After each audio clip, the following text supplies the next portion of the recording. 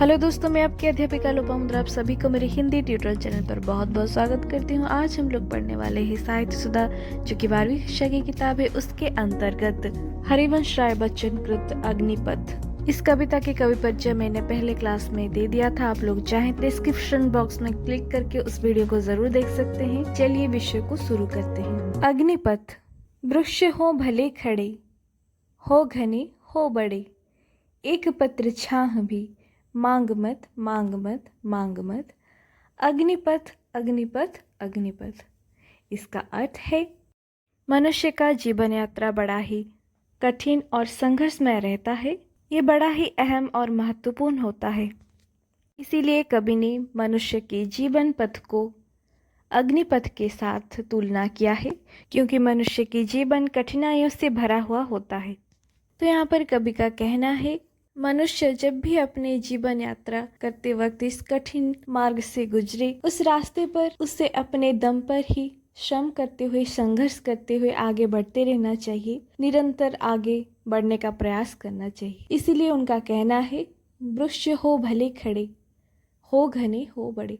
अर्थात अग्नि से भरे हुए पथ पर जब मनुष्य अकेले जा रहा हो, आगे बढ़ रहा हो, तो उस पथ पर हमें सहायता के लिए चाहे कोई बड़ा सा घना सा वृक्ष खड़ा भी क्यों ना हो घने हो बड़े, वो चाहे जितना भी बड़ा क्यों ना हो और कितना भी घना क्यों ना हो, एक पत्र छाह भी, एक पत्ते भर की छाह भी हमें उससे मांगना नहीं चाहिए। उस पत्ते भर की सहायता हमें लेने की आवश्यकता ही नहीं है। जीवन में जितने भी मुश्किलें हो, पर हमें किसी का भी सहायता आवश्यकता के बिना हमें निरंतर आगे बढ़ते रहना चाहिए। उन कठिन परिस्थितियों में भी हमें रास्ते में बहुत सारे लोग मिलेंगे जिनसे हमें कुछ मदद मिल सके, सहायता मिल सके, पर हमें किसी से सहायता की उम्मीद रखना नहीं चाहिए। हमें किसी को सहायता मांगना नहीं चाहिए। हमें प्रयास करना चाहिए। दूसरों पर नहीं, अपने बल पर आगे बढ़ते रहना चाहिए।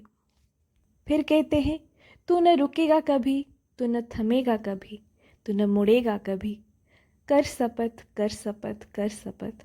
अग्निपथ अग्निपथ अग्निपथ। यहाँ पर कवि का कहना है, चाहे रास्ते पर कितना भी कठिनाइयाँ आए, लेकिन हमें एक दृढ़ संकल्प लेना चाहिए। हमें एक दृढ़ निर्णय लेना चाहिए।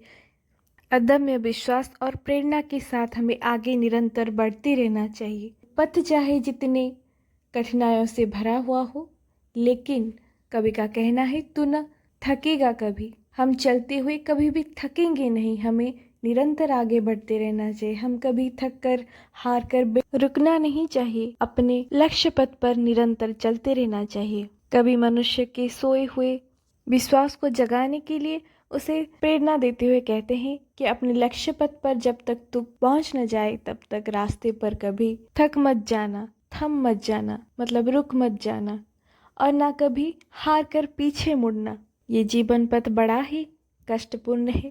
इसमें तो संघर्ष करते हुए अकेले ही आगे बढ़।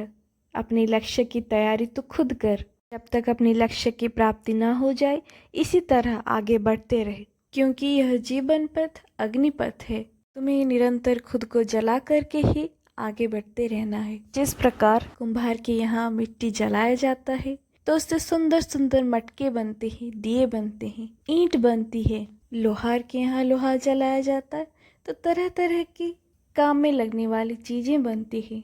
सोने को जलाया जाता है तो सुंदर सुंदर अलंकार बनते हैं। पत्थर को तराशने पर वो हीरा बन जाता है। उसी प्रकार अपने लक्ष्य को प्राप्त करने के लिए मनुष्य को निरंतर अग्नि के पथ पर बिना किसी सहायता का निरंतर आगे बढ़ना है।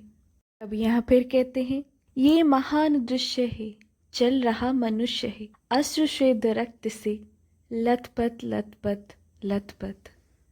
अग्निपथ अग्निपथ अग्निपथ। कवि का कहना है, लक्ष्य पथ पर चलते हुए मनुष्य जब संघर्ष करता है, जब इस अग्नि के पथ पर मनुष्य चल रहा होता है, तब ये दृश्य बड़ा ही महान दृश्य होता है। मनुष्य संघर्ष कर रहा होता है, आगे बढ़ने का प्रयास करता होता है, चल रहा मनुष्य है। मनुष्य निरंतर चलता रहता है। सिर्फ अपने लक्ष्य की प्राप्ति की आकांक्षा होना चाहिए। अश्रु श्वेत रक्त से लथपथ लथपथ लथपथ, अर्थात वो जब श्रम करते हुए जा रहा हो, उसके आंखों से अश्रु बहते होंगे, उसके शरीर से स्वेद यानी पसीने बहते होंगे और उसने अपने रक्त भी बहाए होंगे। अर्थात अग्नि पथ पर चलते हुए मनुष्य न जाने कितने अश्रु, कितने स्वेद और रक्त बहाए होंगे। उसके शरीर से लथपथ होके उसका श्रम जनित बहाव हुए होंगे। ये बड़ा ही अहम और महान दृश्य है। कवि का कहना है हर किसी को इस दृश्य के अंतर्भुक्त होना चाहिए। युवाओं को इसी तरह अपने लक्ष्य को साधित करने के लिए अग्नि के पथ पर जलते हुए आगे बढ़ना है। आशा करती हूँ आप लोगों को ये वीडियो अच्छी लगी होगी। अगर कुछ पूछना है तो कमेंट करके ज़रूर बताएं। अगर वीडियो अच्छी लगी हो तो कमेंट करके भी बता दीजिए। लाइक शेयर कमेंट करना मत भूलिए। धन्यवाद। मिलते हैं अगली क्लास में।